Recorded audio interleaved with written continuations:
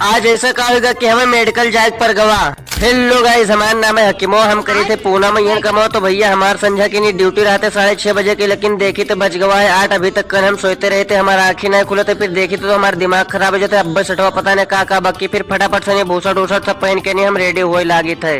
जल्दी जल्दी मुंह हाथ धो के चले जी, नहीं तो आज 4 बात हमें सुनने मिली। फिर फटाफट से मुंह हाथ धो ली थे, फिर जाए लागे थे ड्यूटी पर। हम तो जाए थे तो देखे थे इनमें के पानी बरसा था, इनमें पानी बरसे हो आदमी सोई तो कहाँ से नहीं होकर आंखें खुली तो उतनी देर तक आज हम सोयन की कहा बताए। फिर फटाफट से नहीं आए थे होटल में, हम देखी थे सटवा कहा है तो देखे थे कि सटवा चाहिए नहीं है और कुछ हो जाए चले, लेकिन सर्दी हो जाता तो आवाज नहीं अच्छा लगा था तो वीडियो में मजा नहीं आता। तो फिर फटाफट सर्दी के खत्म मशरूम के लिए हम सूप बना ली थे स्पाइसी एकदम की कोनो मेरे के नहीं ठीक हो जाए। फिर बनावे लागे थे तो चंदू हमसे आए के नहीं पूछा था कि कहा बनाओ, तो भैया तुम कहते सूप बने थे पी हो।